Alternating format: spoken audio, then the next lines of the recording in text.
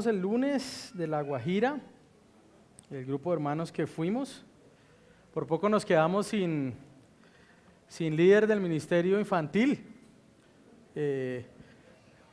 Una iglesia local tiene una gran necesidad de maestro y nos habían ofrecido 20 chivos, ¿no?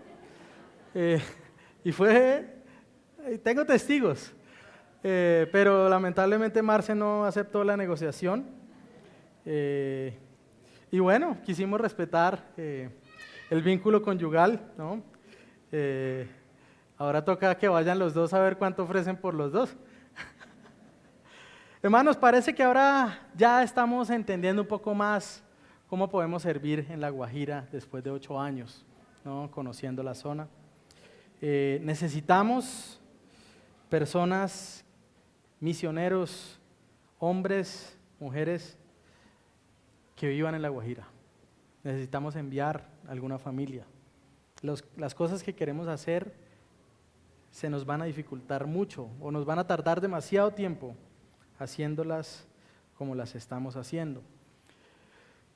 Hay una probabilidad de poder tener una posibilidad de acceder a poder comprar tierra de manera legal en la zona de Nazaret, que es un casco urbano.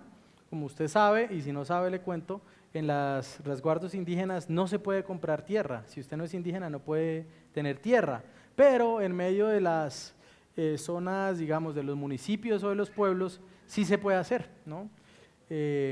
Por eso usted puede comprar una casa en Uribia o en Manaure o incluso en Riohacha, pero allá en la zona alta de La Guajira, el último, digamos, pueblo que hay es Nazaret, y allá hay un terreno muy bonito donde una iglesia se reúne. Pero bueno, estamos orando, quisiéramos invertir 10 años en 50 niños, de los 8 a los 20 años, para levantarlos con una buena escolaridad. Allá hay cobertura escolar, pero hay realmente poca capacidad lectora, a pesar de que sí aprenden en teoría español, ¿no? Así que estamos orando. Ese sería uno de los sueños, poder levantar al menos 50 niños, levantarlos bien en todo lo académico, en todo lo nutricional, ¿no? Si usted tiene niños y usted tiene la posibilidad de darles una buena alimentación, usted tiene que saber que su niño está aventajado en relación con un montón de niños, con tal vez la mayoría de niños del país, que no pueden comer tal vez 2 veces, algunos una vez, y eso evita también en sus primeros años, sobre todo, que su cerebro se desarrolle de mejor manera, ¿no? Entonces a veces, por más de que usted explique o enseñe algo, simplemente físicamente ellos van a tener mucha dificultad para aprender. Por eso llegamos con esa inquietud y oramos al Señor a ver Él qué desea hacer, hasta dónde y hasta cuándo podemos ir en la labor allá y hasta cuándo podemos invertirnos en la labor allí. Y bueno, que el Señor nos ayude. Decía un gran misionero, atrévete a grandes cosas para Dios, espera grandes cosas de Dios. Y nosotros oramos y confiamos en ese Dios. Amén. Así que bueno, hermanos, es una bendición poder estar otra vez en medio de nuestra iglesia y poder tener la bendición de predicar la palabra del Señor. Quiero que vayamos a Nehemías capítulo 5, ¿no? Hoy voy a predicar solo un capítulo, ¿no? La vez pasada fue un tema que se hizo necesario por la estructura del mensaje, pero en este caso sí vamos a abordar solamente el capítulo 5 del libro de Nehemías. Así que voy a leerlo y después oramos pidiendo al Señor que nos ayude. Y hubo gran clamor del pueblo y de sus mujeres contra sus hermanos judíos. Había quienes decían: nosotros, nuestros hijos y nuestras hijas somos muchos, por tanto que se nos dé trigo para que comamos y vivamos. Había otros que decían: nosotros tenemos que empeñar nuestros campos, nuestras viñas y nuestras casas para conseguir grano a causa del hambre. También había otros que decían: hemos pedido dinero prestado para el impuesto del rey sobre nuestros campos y nuestras viñas. Ahora bien, nuestra carne es como la carne de nuestros hermanos, y nuestros hijos como sus hijos. Sin embargo, estamos obligando a nuestros hijos y a nuestras hijas a que sean esclavos. Y algunas de nuestras hijas ya son sometidas a servidumbre y no podemos hacer nada porque nuestros campos y nuestras viñas pertenecen a otros. Entonces me enojé en gran manera cuando oí su clamor y estas palabras. Se rebeló mi corazón dentro de mí y reprendí a los nobles y a los oficiales y les dije: ustedes están cobrando en exceso cada uno a su hermano. Por tanto, congregué contra ellos una asamblea. Y les dije: nosotros, conforme a nuestras posibilidades, hemos redimido a nuestros hermanos judíos que fueron vendidos a las naciones. Y ahora ¿venderían ustedes aún a sus hermanos para que sean vendidos a nosotros? Ellos se quedaron callados y no hallaron respuesta que dar.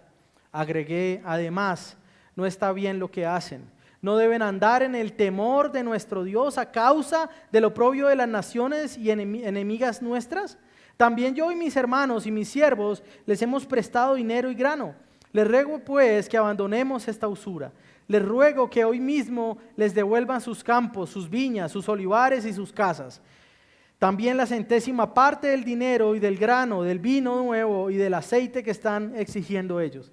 Entonces ellos dijeron: lo devolveremos y no les exigiremos nada. Haremos tal como has dicho.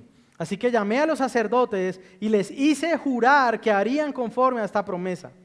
También sacudí los pliegues de mi manto y dije: así sacuda Dios a su casa y de sus bienes a todo hombre que no cumpla esta promesa. Así se ha sacudido y despojado. Y toda la asamblea dijo: amén.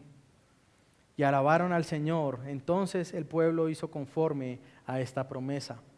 Además, desde el día en que el rey me mandó que fuera gobernador en el año 20 hasta el año 32 del rey Artajerjes, 12 años, ni yo ni mis hermanos hemos comido del pan del gobernador.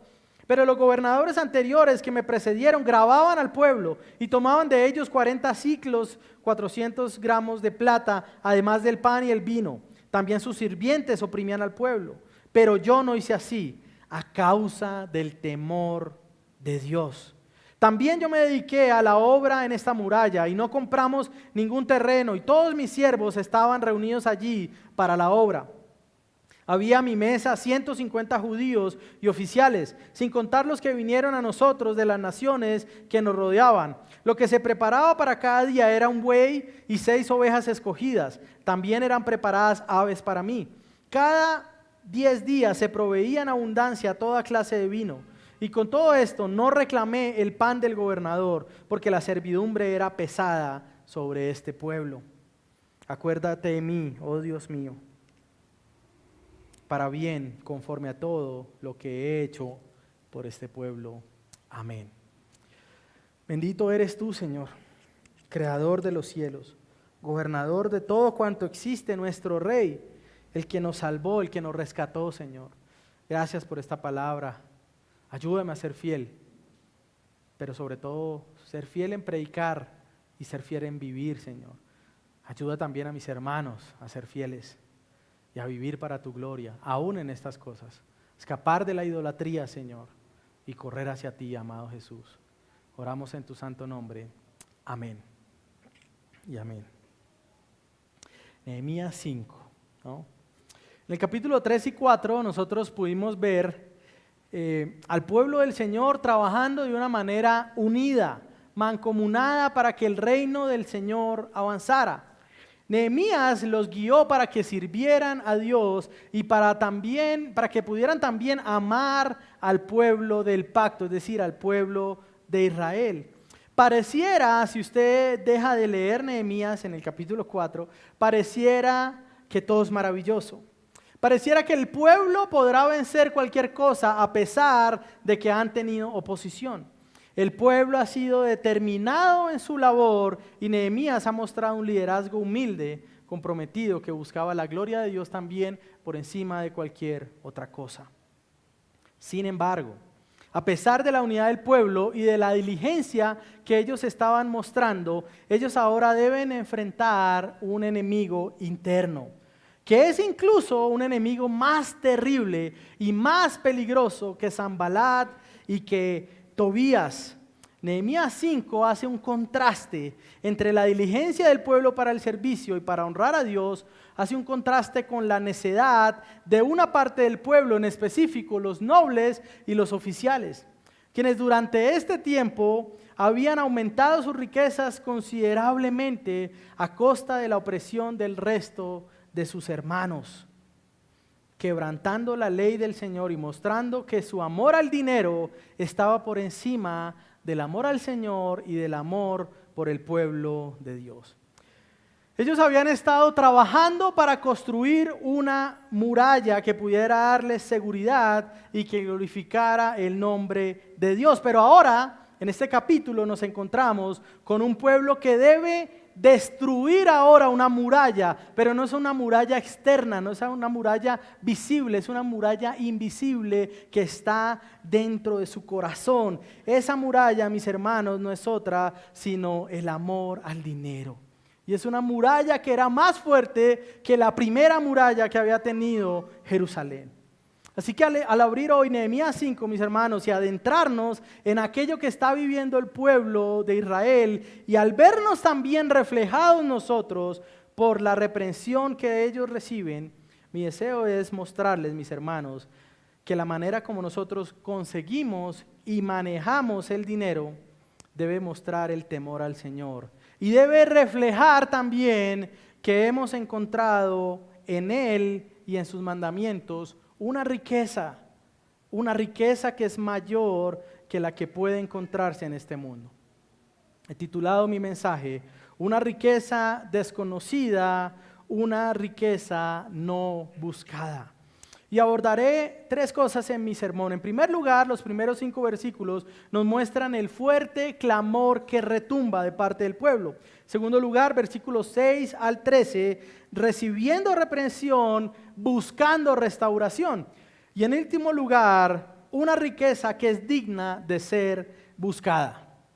Los primeros 5 versículos, entonces, mis hermanos, el fuerte clamor que retumba. Ahora, lo primero que quiero decir en cuanto a esto es que es un poco difícil tener exactitud en cuanto al orden cronológico de estos hechos. Nosotros vemos que en Nehemías y en Esdras también sucede esto. En Esdras capítulo 4 nosotros vemos las persecuciones que tuvo el pueblo y cómo en un capítulo él mezcla o muestra simultáneamente varios episodios diferentes de la historia de Israel bajo el dominio medo-persa. Eso es lo mismo que sucede acá. Nehemías está escribiendo, parece que esto fue parte de su diario, de sus memorias, hacia el final de su primer gobierno, que fue 12 años. Él fue gobernador de Jerusalén durante 12 años, ¿no? Es lo que vemos en el verso 14. Y sabemos, por otro lado, que la reconstrucción de los muros había comenzado poco después de que él llegó. Es decir, él no está hablando 12 años después, cuando al fin terminaron la muralla. La muralla, de hecho, duró 52 días en terminarse. Y los ingenieros civiles dicen cómo lo hicieron, ¿no? Un pueblo unido, miles de personas trabajando para esta labor. Ahora, lo que sí nos describe este texto es la situación que estaban viviendo los israelitas, razón por la cual llega el fuerte clamor a Nehemías por parte del pueblo. Ahora, lo que estaba viviendo el pueblo podríamos resumirlo como una fuerte depresión económica que estaba dejando a un gran porcentaje de la población en una condición de pobreza extrema, o como lo pondríamos en nuestro contexto colombiano, muchos estaban pasando y se estaban acercando mucho al estrato cero, ¿no? Era una crisis económica que estaba rodeando a todo el país. Pero también, además de decir esto de manera global, podemos entrar a hacer un detalle un poco más preciso de lo que estaba pasando. En el versículo 2 nosotros vemos que gran parte del pueblo estaba pasando hambre. Lo que se nos dice es lo siguiente: había quienes decían, nosotros, nuestros hijos y nuestras hijas somos muchos, por tanto que se nos dé trigo para que comamos y vivamos. La solicitud que ellos están haciendo en este clamor básicamente es poder tener trigo para que puedan comer y para que puedan vivir. Estas personas del pueblo de Israel estaban pasando hambre. Versículo 3, lo que habían hecho, movidos por la dificultad económica, es tomar medidas extremas. ¿Qué habían hecho? Empeñar sus campos. La producción de sus campos o sus viñas también la estaban empeñando, incluso estaban también vendiendo sus casas para poder comer. Una situación extrema, ellos habían tomado medidas extremas e incluso medidas que no eran sabios. ¿Hasta qué punto hemos tenido que llegar los que hemos tenido que pasar por esta situación? Cuando no hay que comer, cuando la nevera brilla por la soledad, cuando no hay nada que comer, cuando no se ve una solución cercana. Ellos habían hecho lo que muchos hacen y es desbordar su cupo de crédito. Lo que se dice popularmente, raspar su tarjeta. Pero rasparla no por algo que fuera una inversión, sino por un gasto. Estaban endeudándose para poder comer, que es una de las peores maneras en las cuales usted se puede endeudar. Pero al mismo tiempo es una de las maneras más comunes porque uno no puede esperar para comer. Así que eso es lo que estaba pasando, estaban empezando a vender sus campos, a empeñar lo que estaban produciendo, pero también vemos en el versículo 4 que la situación política y tributaria del impuesto medo-persa no ayudaba. Los impuestos eran muy altos, ¿no? Providencialmente, ahora que se habla tanto de impuestos, ¿no? Los impuestos agobian y cuando son altos es difícil para el pueblo prosperar. En este caso, el impuesto puntual que estaba cobrando Artajerjes era el impuesto a la propiedad. Es decir, si usted tiene una casa, una viña, un terreno, usted tenía que pagar, y lo que se nos dice es que tenían que pagar mucho. Para ponerlo en nuestro contexto, no habían podido pagar el impuesto predial por mucho tiempo. Estaban pensando o estaban vendiendo sus casas para quedarse no solo sin dónde dormir, sino también para poder tratar de quedar libre de la deuda con Artajerjes. Ahora, debido a eso, sus viñas ahora eran de otras personas. Ya sus viñas no eran propias. Incluso lo que habían tenido que hacer también era verse obligados a vender a sus hijos como esclavos.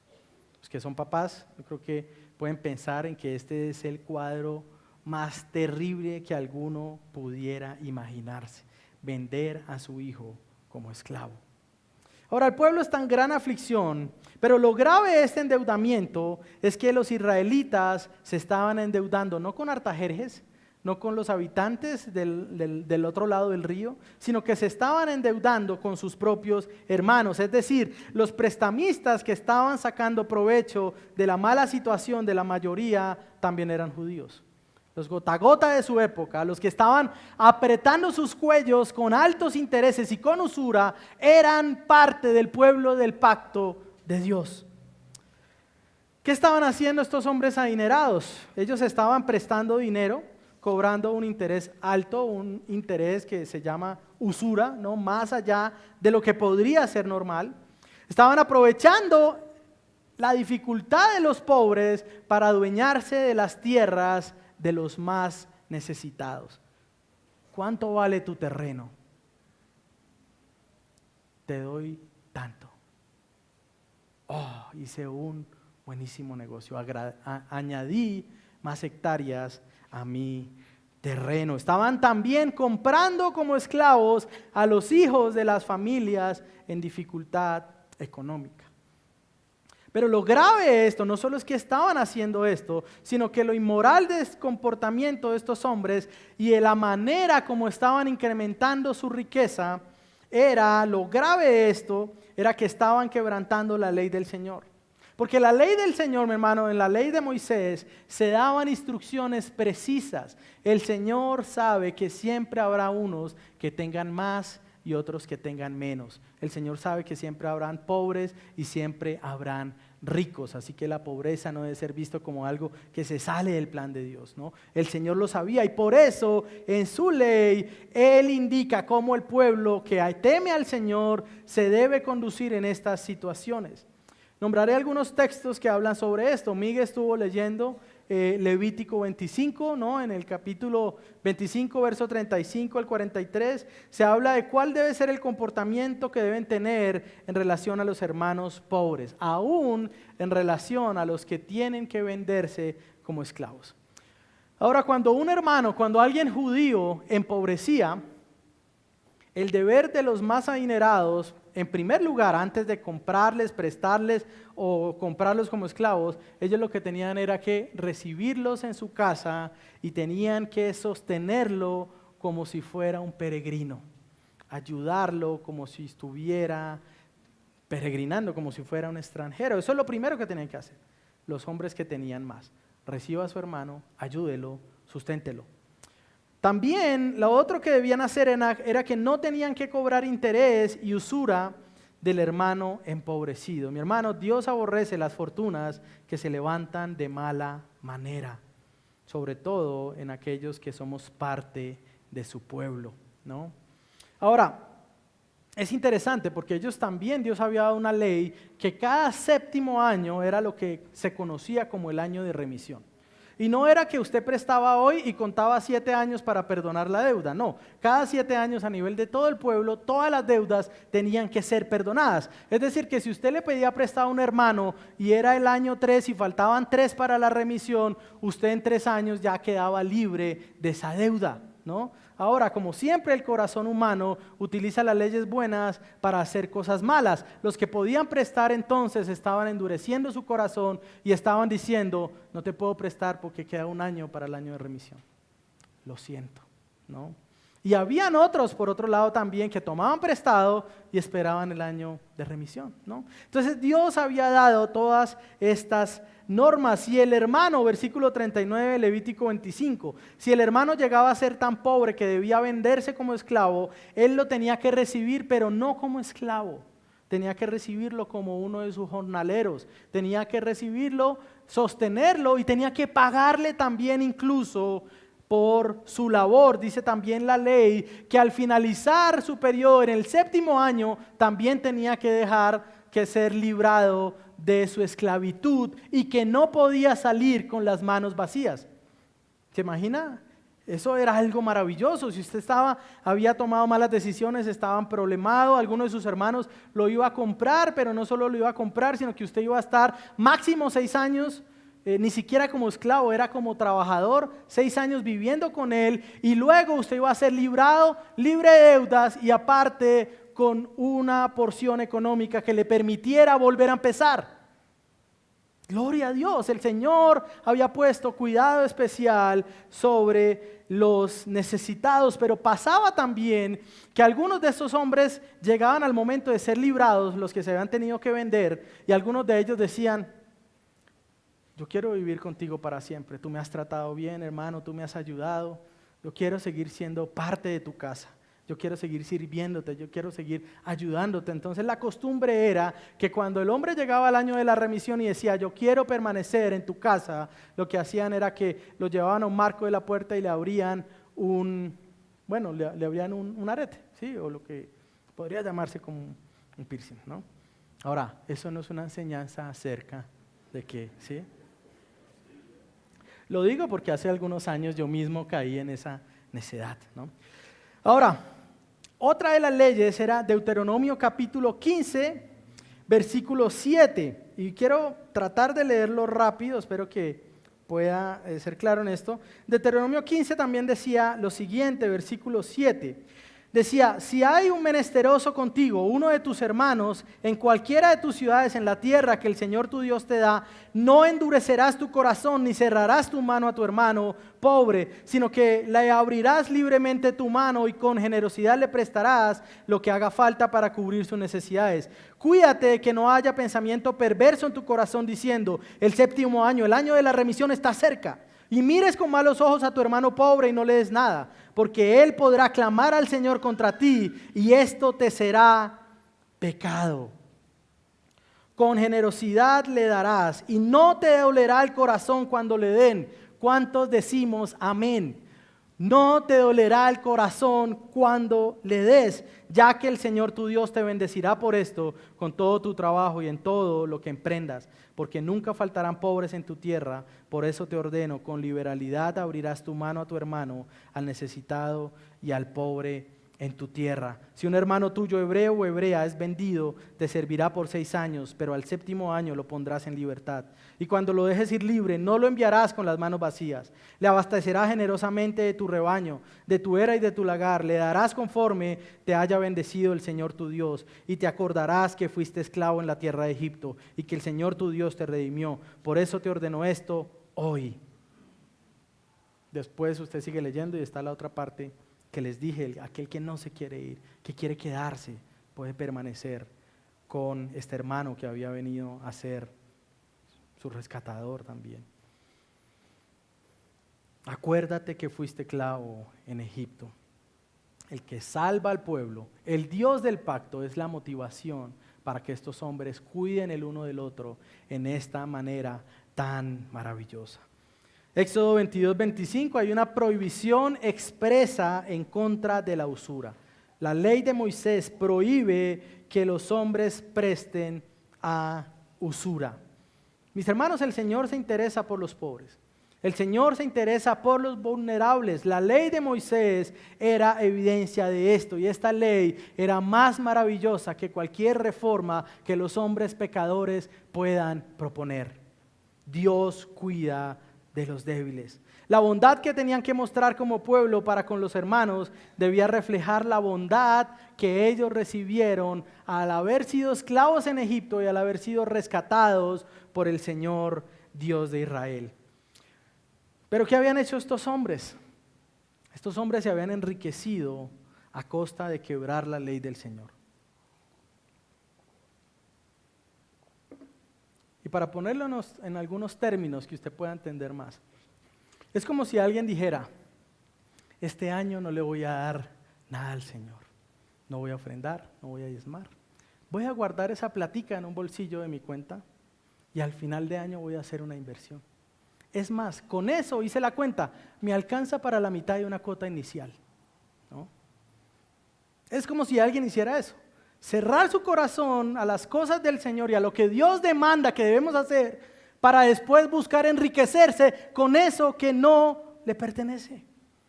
Yo sé que eso no sucede acá, pero lo digo acá, ¿no?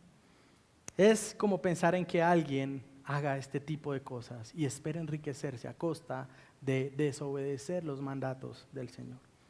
Ahora, el pecado de estos hombres no era que eran ricos, y ahorita vamos a ver en el último punto que Dios no condena la riqueza, sino haberse enriquecido a costa de la desgracia de sus propios hermanos. Ese era su pecado. Enriquecerse con la desgracia de los hermanos pobres, y no solo eso, sino pasar por alto la ley de Moisés. Ahora, mi hermano, quiero preguntar, ¿en qué manera usted busca aumentar sus riquezas? ¿No? Algún dicho popular dice, plata llama plata. Puede que sí pase, pero ¿cómo la llama? ¿No? ¿De manera nefasta, ilegal, pecaminosa, cerrando el corazón a ser generoso? ¿En qué manera el dinero puede llamar al dinero? ¿En qué manera usted busca aumentar su riqueza? ¿Cómo hace usted sus inversiones? ¿Honra usted a Dios en la manera como trabaja y trata a los hermanos de menos recursos? Ellos habían quebrado esa ley. Pero tal vez alguien pueda decir hoy, bueno, pastor, pero la buena noticia es que eso era parte de la ley civil, ¿no? Ya fue abrogada en Cristo, ya fue cumplida.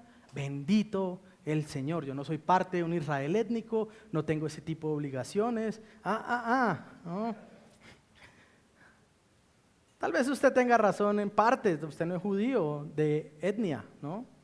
Pero también debe saber que si usted es cristiano, usted también es parte del pueblo del pacto del Señor. Y para nosotros, a la luz del Evangelio, las demandas incluso son mayores que para estos israelitas. También recibimos instrucciones en la manera de trabajar y relacionarnos con los hermanos que tienen menos. El Evangelio nos da una ética correcta para el uso del dinero.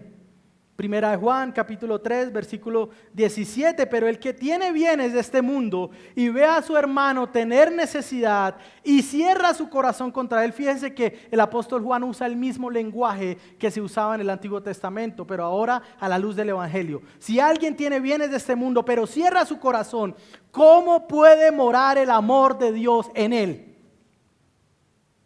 ¿Cómo puede morar el amor de Dios en él? Hijos, no amemos de palabra ni de lengua, sino en hecho y en verdad.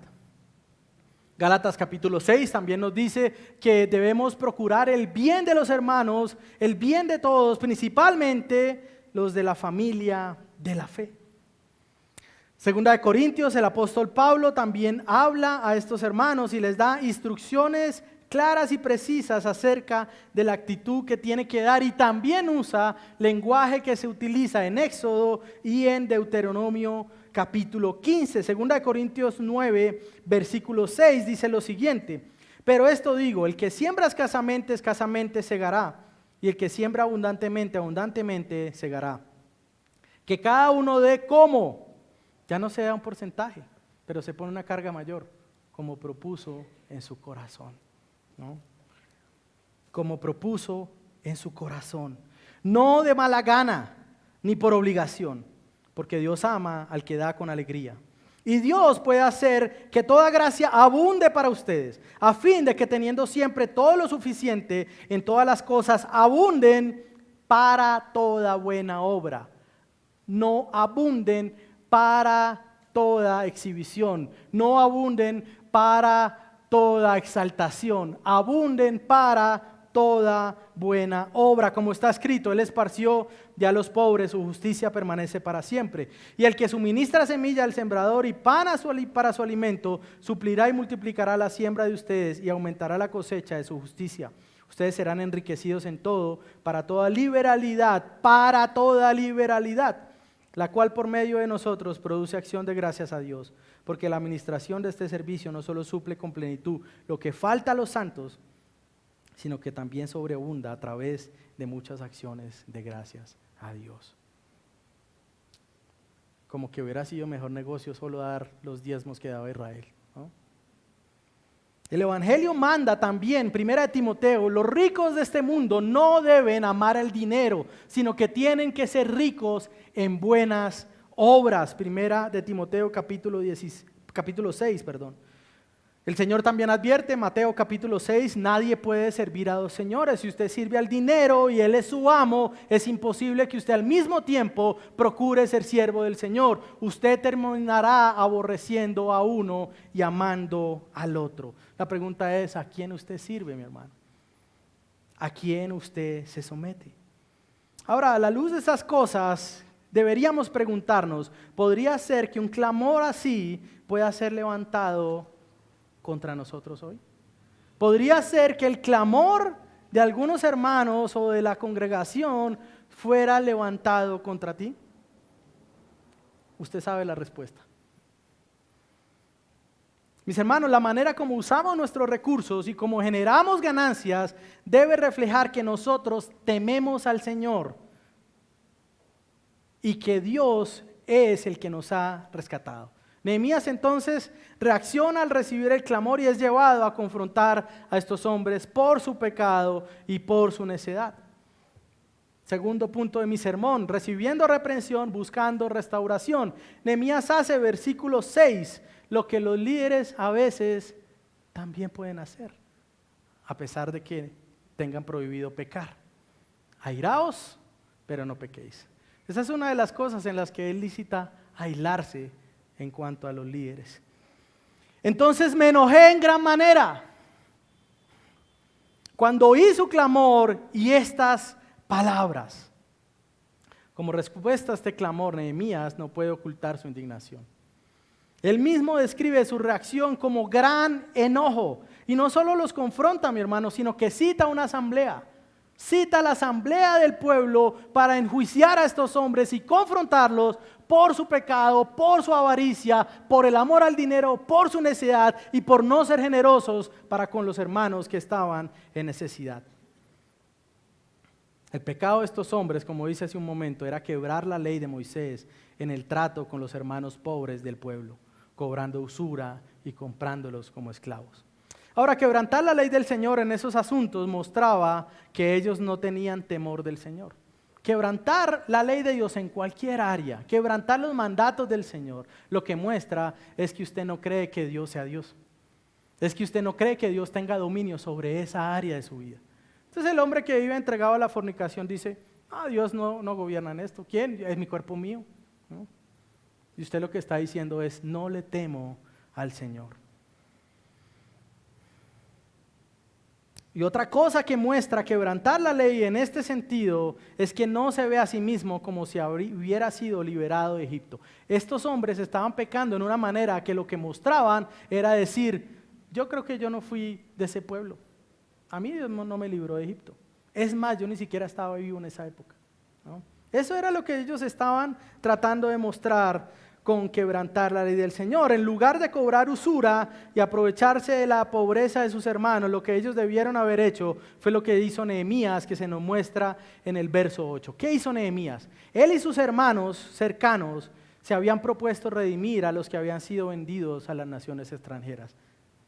Ellos habían buscado israelitas alrededor de las naciones del imperio medio persa y los habían comprado para redimirlos. No sé si usted se vio la lista de Schindler, ¿no? Y usted puede ver cómo este hombre vende todo y empieza a vender para rescatar a estos hombres y para salvarlos de la muerte. Eso fue lo que hizo Nehemías, solo que él no tuvo que vender nada. Usted puede ver, más adelante vamos a hablar. Nehemías era alguien no solo millonario, era alguien multimillonario. Y él lo que hizo fue redimir conforme lo que tenía a todos los que pudo. Verso 8. Eso era lo que estos hombres ricos tenían que hacer.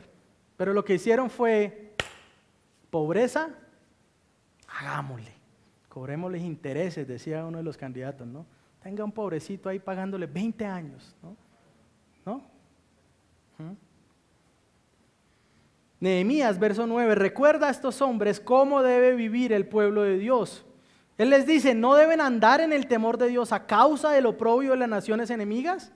Lo que Nehemías les dice es que andar en el temor del Señor es no ser un medio por el cual las naciones paganas vituperen el nombre del Señor. Hermanos, la manera como vivimos como cristianos puede hacer o que los incrédulos aborrezcan a Dios porque Dios es bueno, o que los incrédulos se burlen del evangelio porque usted actúa como uno de ellos, ¿no?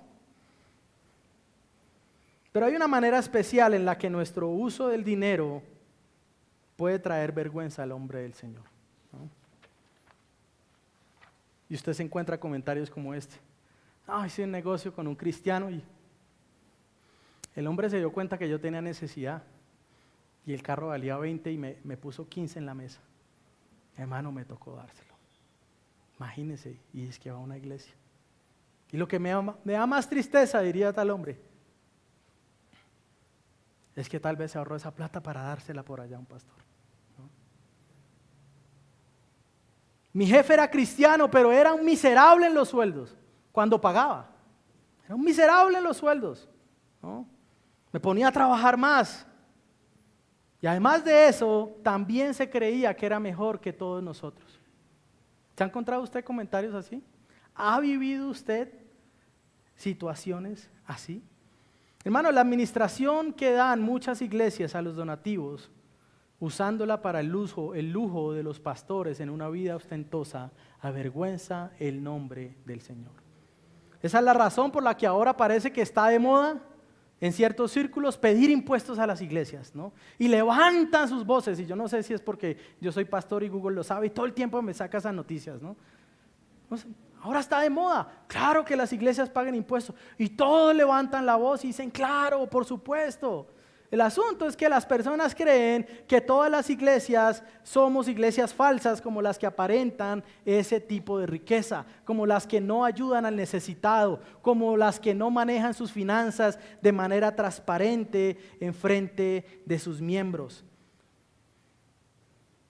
La mayoría de las iglesias, mis hermanos, buscan ser fieles en esto. Pero la imagen que tienen los incrédulos es que todas somos como la de la 30, como la de por allá la 100, como la de por allá más adelante, ¿no? Y que todos los pastores andan. Ahora vamos a ver más adelante, no es pecado vivir bien y no es pecado la riqueza. Pero sí es pecado cuando estos hombres consiguen esos recursos, oprimiendo a hermanos, presionándolos,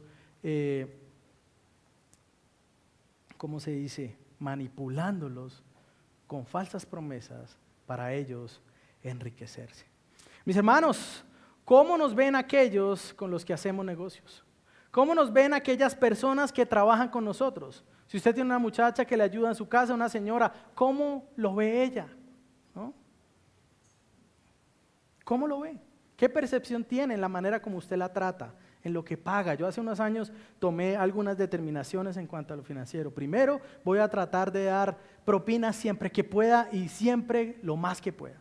Segundo, nunca voy a pedir rebaja de aquel hombre que está viviendo de un diario. No podemos vivir como los impíos. Eso no es viveza, eso es perversión. ¿Cómo nos ven con los que hacemos negocios? Ahora quiero recordarles algunas cosas que se nos habla también en referencia al uso del dinero. Incumplirlas no solo deshonra al Señor, sino que muestra que tenemos poco aprecio por su palabra. La Biblia nos dice en 1 Samuel capítulo 2 que el Señor de Él es dar riqueza o no darla. Es decir, que el que tiene es porque el Señor quiso y el que no tiene, el Señor también quiso eso. Y lo usa providencialmente para sus propósitos. Salmo 24 dice, la tierra y todo lo que en ella hay pertenece al Señor, usted no es dueño de nada. Todo pertenece a Él, usted es administrador, ¿no? El que oprime al pobre insulta a su hacedor, pero el que se apiada del necesitado lo honra, Proverbios 14. Dios es generoso y nos llama a que como Él es generoso, usted también sea generoso. Y Él nos da los medios para ser generosos. Y quiero decir esto, entre más usted tiene, más posibilidades tiene de ser generoso. Alguna gente cree que si se le da más, wow, ¿y ahora qué puedo comprar? ¿No? Si se le da más, usted debería decir, bueno, ¿ahora quién puedo ayudar? Bueno, ¿ahora qué puedo hacer? Bueno, ¿ahora quién puedo darle una oportunidad de trabajar? Debemos cambiar los afectos de nuestro corazón y cambiar la manera en como nosotros vemos cuando el dinero se nos da en una mayor medida. Es de sabios también ahorrar. Se nos llama a honrar al Señor con nuestros bienes, como dice 2 Corintios, ¿no? Y se llama a que si somos ricos, seamos ricos también en buenas obras. Los versos 10 y 11 nos muestran nuevamente el ejemplo de Nehemías y el llamado que hace de regresar a los pobres aquello que estos nobles les habían quitado. Nehemías prestó al pueblo, él había prestado, pero él prestó sin interés, sin pensar cuántos años quedaban para el año de la remisión. Tal vez la mayoría de lo que él prestó no se lo devolvieron, pero él buscó ayudar a sus hermanos. La pregunta es, cuando nosotros somos reprendidos por el uso de nuestros recursos a la luz de la Biblia, ¿qué es lo primero que hacemos? Usted lo está pensando, pero yo lo voy a decir. Lo primero que hacemos es excusarnos. No, pastor, es que usted supiera cuánto yo ayudo. No, pues no sé, hermano, espero que a muchos, que le esté dando gloria a Dios con eso. Excusarnos, defendernos, o incluso podemos ser llevados a abandonar los caminos del Señor, como aquel joven rico del relato Marcos 10, que dice, el Señor le dijo, vende todo lo que tienes, dáselo a los pobres y sígueme. Y él se fue triste porque tenía muchas cosas.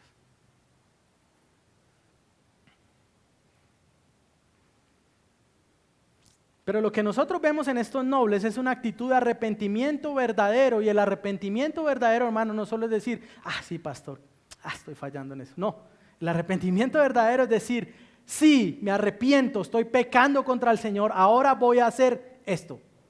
Y usted comienza a dar frutos de ese arrepentimiento, ¿no? Ellos se comprometen delante de Nehemías, versículo 12, pero él busca también asegurar, como un buen líder, que estas promesas sean cumplidas. Nehemías sabe que estos hombres no solo han sido necios y pecaminosos en el uso del dinero, sino que son convenientemente olvidadizos. Versículo 12. Dice, entonces ellos dijeron, lo devolveremos y no exigiremos nada, haremos tal como has dicho. Así que llamé a los sacerdotes y les hice jurar que harían conforme a esta promesa. Inteligente Nehemías, ¿no? ¿Así? ¿Van a devolver? ¿Van a ser dadivosos? Listo. Todo el pueblo de sacerdotes, venga para acá. Ellos van a jurar algo delante de ustedes. Repítame por favor lo que acaban de decir, ¿no? Repitan por favor a lo que se comprometieron. Y no solo eso, sino que hace algo que si hoy alguien lo hiciera, si algún pastor lo hiciera en una asamblea sería escandaloso, ¿no? Pero Nehemías hace algo y es que también les llama la atención y les advierte sobre las consecuencias. Dice, sacudí los pliegues de mi manto y dije, así sacuda Dios de su casa y de sus bienes a todo hombre que no cumpla esta promesa, así sea sacudido y despojado. Los pliegues de los sacerdotes, algunos de ellos guardaban algunas posesiones allí. Y cuando ellos sacudían era como usted sacar su bolsillo y sacudirlo. Todo lo que tenía ahí iba a caer. Nehemías lo que hace es decirle, listo, lo juraron, lo prometieron delante del Señor, que el Señor los despoje si ustedes incumplen esto que está haciendo. Hermano, el Señor que prospera y bendice, también es el Señor que puede apretar los tornillos, disciplinar o enjuiciar. Y el pueblo de Dios dice, amén. Nadie quiere decir amén, ¿no?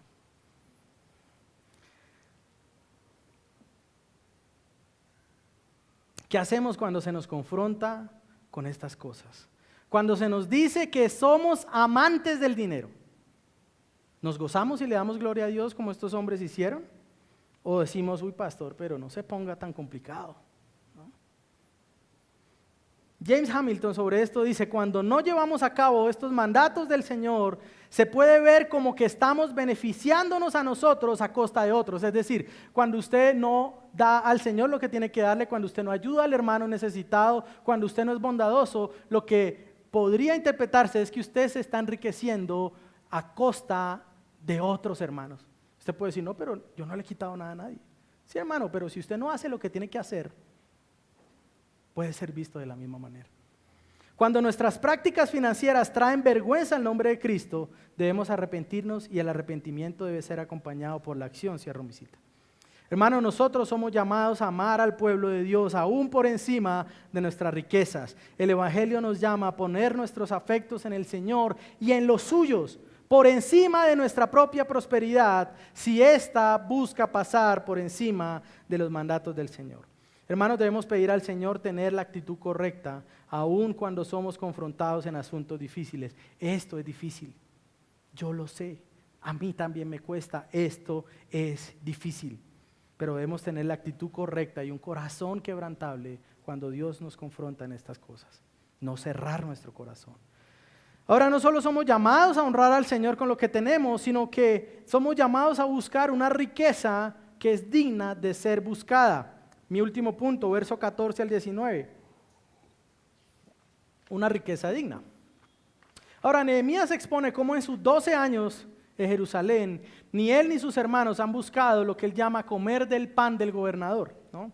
Ahora, ¿qué significaba esto? No es que le mandaban una dotación de pan especial y él simplemente decía, no, yo ya no quiero como Daniel, ¿no? Que él no se contaminó con eso, no. En la época del Imperio Medio Persa, cuando alguien era enviado como gobernador de la provincia, él tenía un derecho legítimo de aumentar los impuestos. Nehemías también habla de eso y dice cuánto se aumentaban a veces, ¿no?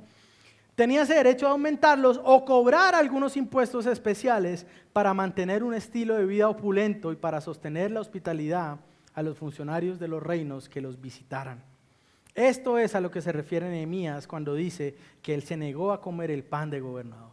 Ahora, ¿por qué se negó? Era legal, Nehemías no hubiera pecado si hubiera puesto otro impuesto. El impuesto para la ampliación de la casa del gobernador o el impuesto para comprar más carros de guerra, no.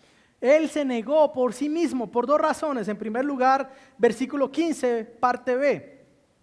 También sus sirvientes oprimían al pueblo, pero yo no hice así, a causa del temor de Dios. Nehemías se negó a algo que era legítimo, que le iba a traer mayor riqueza de la que ya tenía, simplemente porque él dijo, yo temo al Señor. La segunda razón, verso 18, es por compasión a un pueblo que ya estaba ahogado en impuestos. Y con todo esto, no reclamé el pan del gobernador, porque la servidumbre era pesada sobre este pueblo. Nehemías dijo, están sufriendo, algunos están vendiendo sus hijos. ¿Cómo voy yo a poner un impuesto más? ¿Cómo voy yo a abogar a mis hermanos? Yo no lo voy a hacer. Nehemías amaba más al Señor y a su pueblo que lo que podía amar al dinero. Nehemías rompió el molde de los gobernadores anteriores. Esto es maravilloso. Él dice, todos los que estaban antes pusieron este impuesto, pero yo no lo hice, porque yo tenía temor de mi Señor. Él rompió el molde. Hermanos, es posible hacer las cosas de una manera diferente. Nosotros no necesitamos que nadie nos obligue a dar para ayudar a los pobres. Nosotros no necesitamos que nadie nos suba los impuestos para ayudar a que los niños estudien. No necesitamos que nadie nos diga que tenemos que dar esto o aquello. Para nosotros, si usted es cristiano, eso es parte de su vida, eso es parte de su deleite, eso es en lo que usted se goza, en compartir de aquello que Dios le da. Nadie tiene que robarle de su bolsillo para hacerlo y para robarse algunos pesos en el camino, ¿no?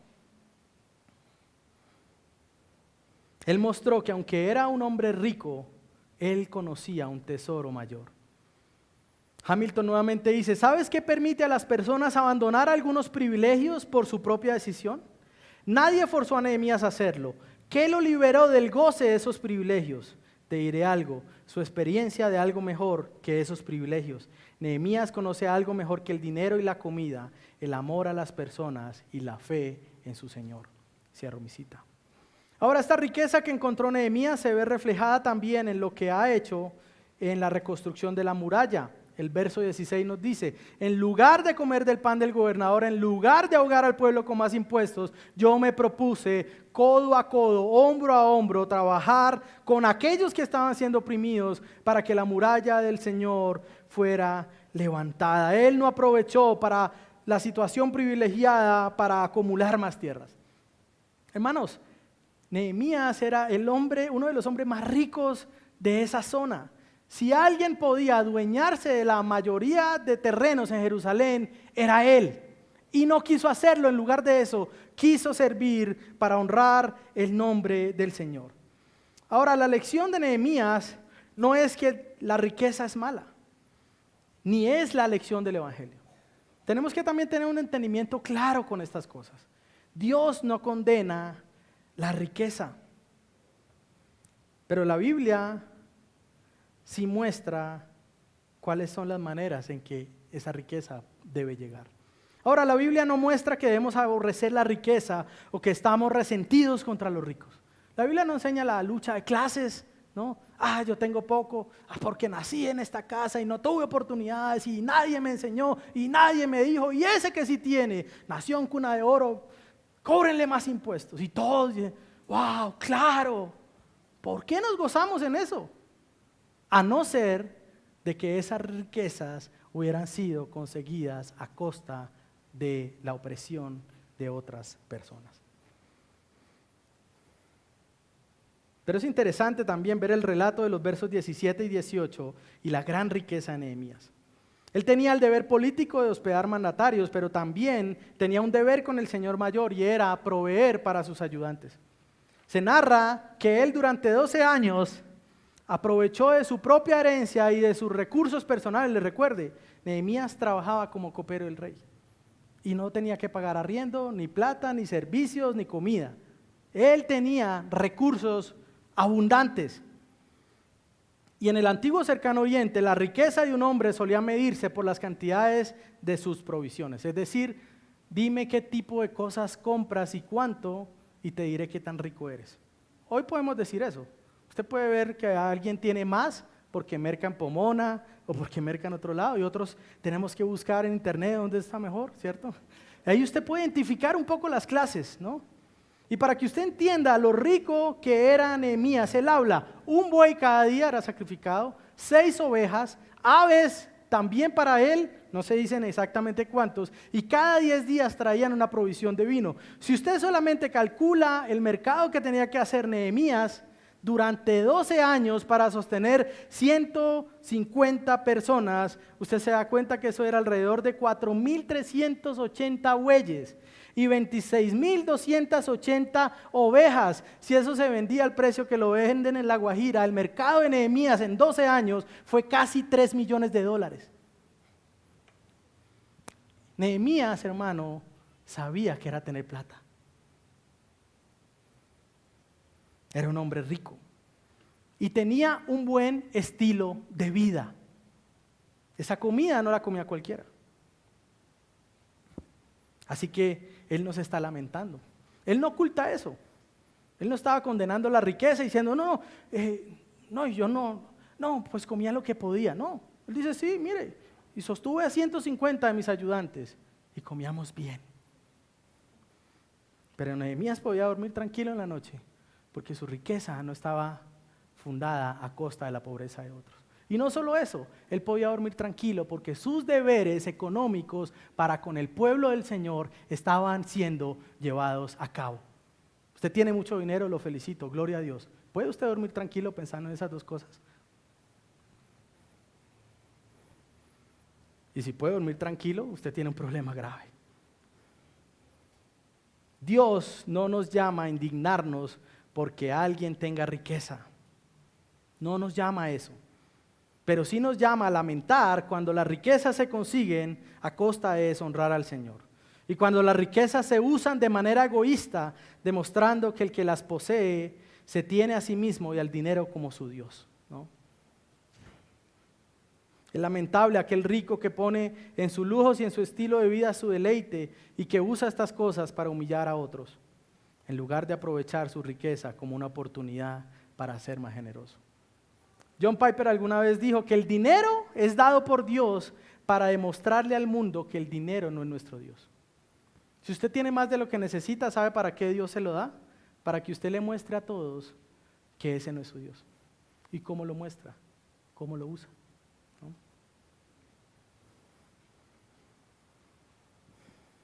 Muestra la manera en que usted usa su dinero que Él no es su Dios.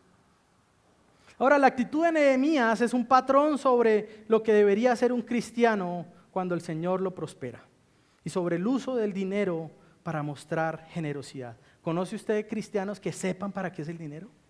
Yo he tenido la bendición de conocer varios. La persona que me predicó el evangelio es colombiano, vive en Medellín. Él tiene una empresa. Cuando yo viví con él y él me predicó el evangelio hace 20 años, vivía en una casa y ahí tenía su taller.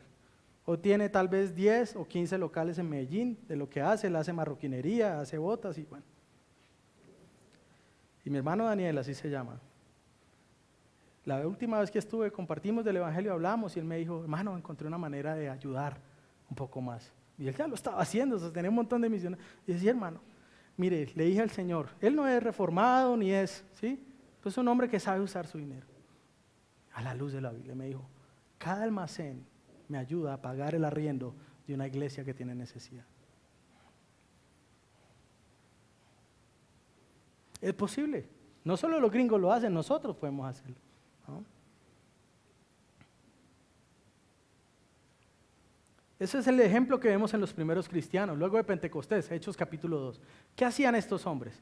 Venían los cristianos de otros lados, se convirtieron en Pentecostés, se quedaron a vivir allí, ¿y estos qué hacían? Devuélvanse porque no tenemos cómo sobrevivir. No, algunos empezaron a vender sus propiedades y traerlos a los apóstoles y a repartirlas y a decir, tal vez esto no necesito, es demasiado, ya tengo una casa, ahora esta no la necesito. El evangelio cambia la manera como vemos estas cosas. Nos hace aferrarnos con una actitud libre, es decir, me gusta que el Señor, doy gracias a Dios porque Él me da algo, claro, pero estoy aferrado de una manera libre. Si lo necesito para hacer un bien o si caigo en una dificultad, yo no voy a tener temor de venderlo para poder hacer una mejor inversión. Hay gente que, como dice el dicho, compra cosas que no necesita para impresionar a gente que no le importa, ¿no? Tengo esto, qué chévere ser yo, bendecido, afortunado, ¿sí? El dinero, hermano, no se nos da para eso.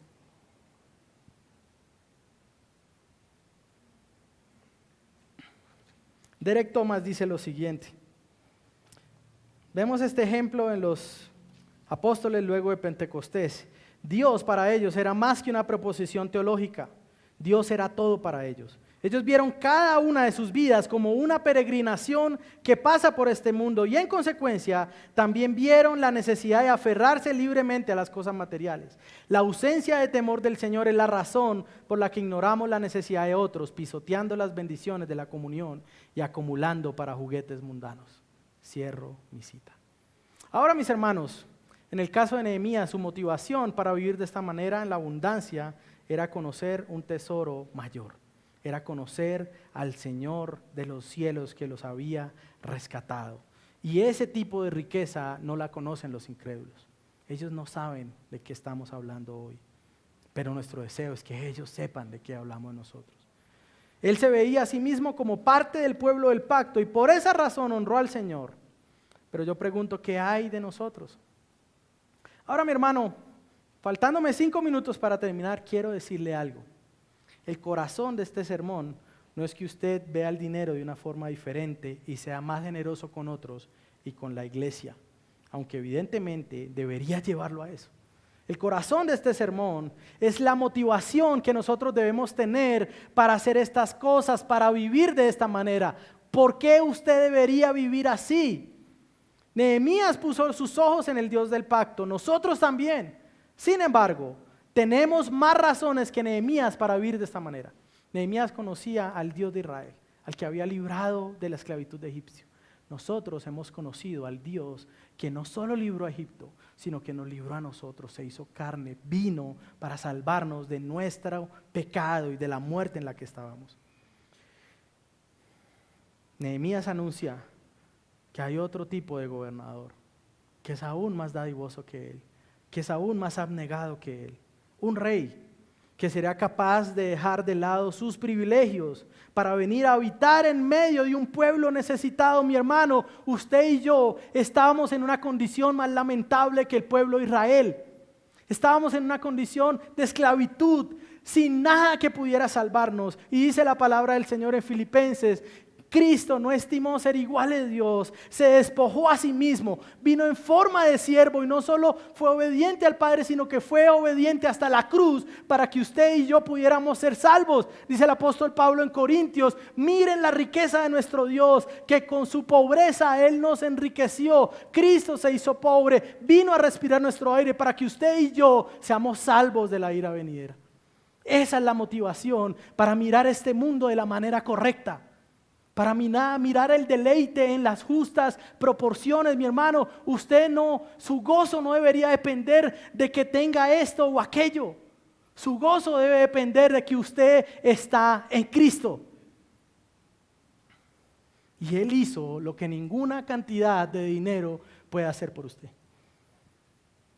Mis hermanos, somos llamados a vivir de esa manera para honrar y seguir el ejemplo de nuestro Señor. Atesorar a Cristo y a su pueblo por encima de atesorar lo que Él nos da, muestra que Él realmente es el Señor en nuestra vida.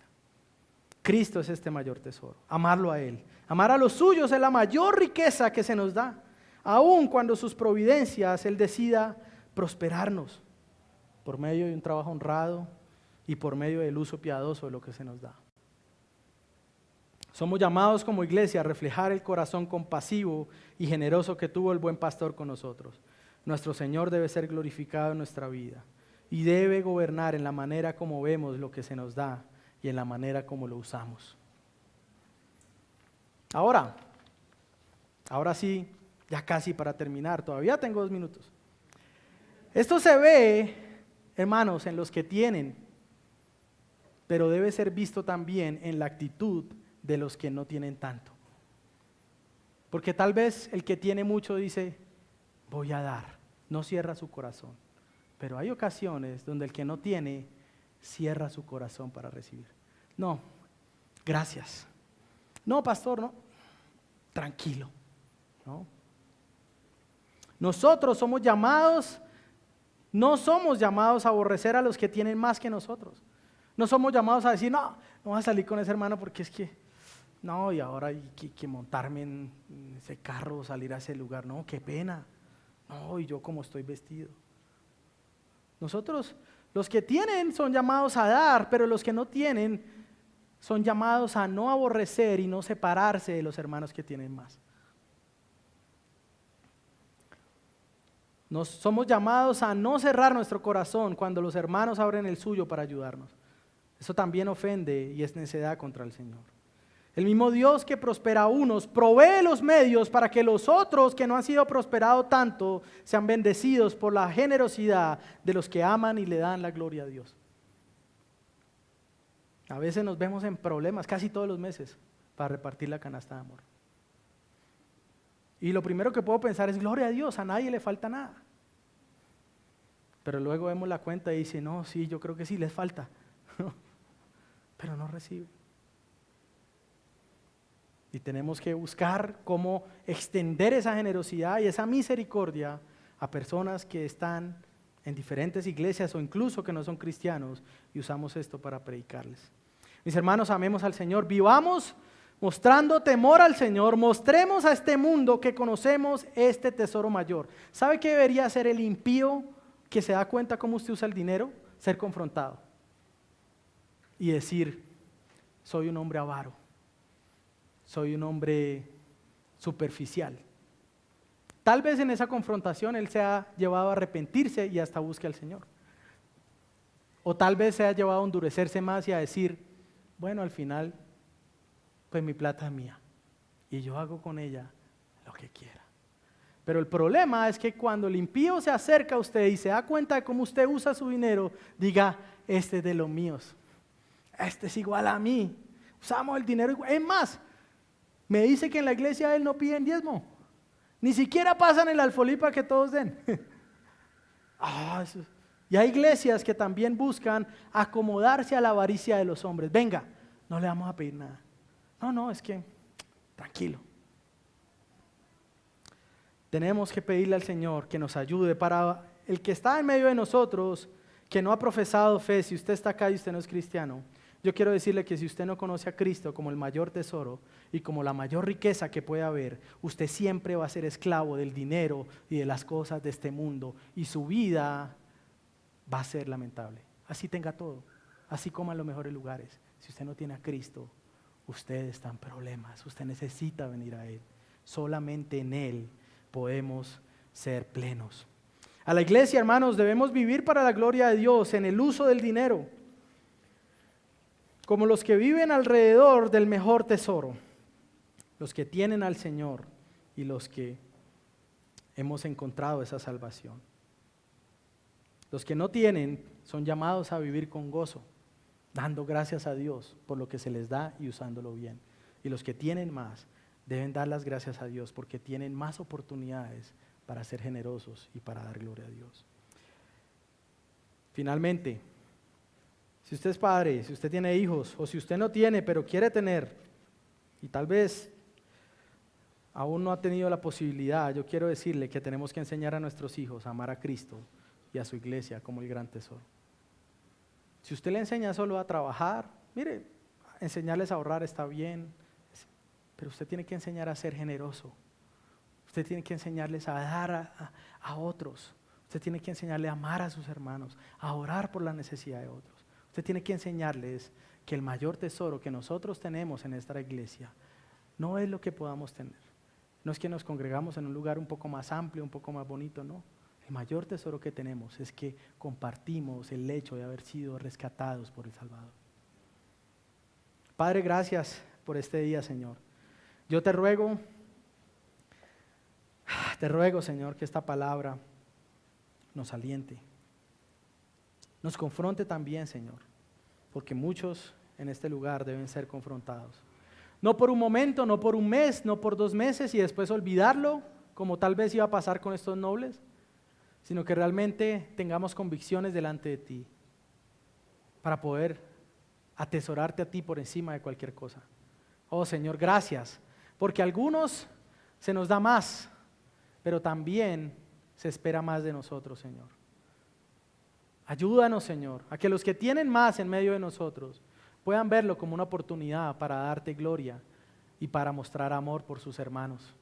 Y ayuda a los que no tienen la misma cantidad, Señor, a gozarse en la generosidad de los que tienen, pero también a trabajar duro, a esforzarse, a pedir ayuda, consejo para tomar buenas decisiones, para poder tener un sustento estable, Señor. Ayúdanos, Señor, a ser trabajadores esforzados. Y que nadie tenga que decir de nosotros que nuestro Dios es el dinero. Que todos puedan darse cuenta en la manera como usamos el dinero, que nuestro Dios eres tú, Padre Celestial. Bendito sea tu nombre por siempre. Glorifica tu nombre, Señor, en medio de esta iglesia. Ayúdanos a permanecer, ayúdanos a perseverar. Señor, a honrarte en todas las cosas y a atesorarte como lo que tú eres, Señor. El mayor tesoro que pueda haber, Señor. Gloria a ti por habernos salvado. Gloria a ti, Señor. Gracias, papá. Amén.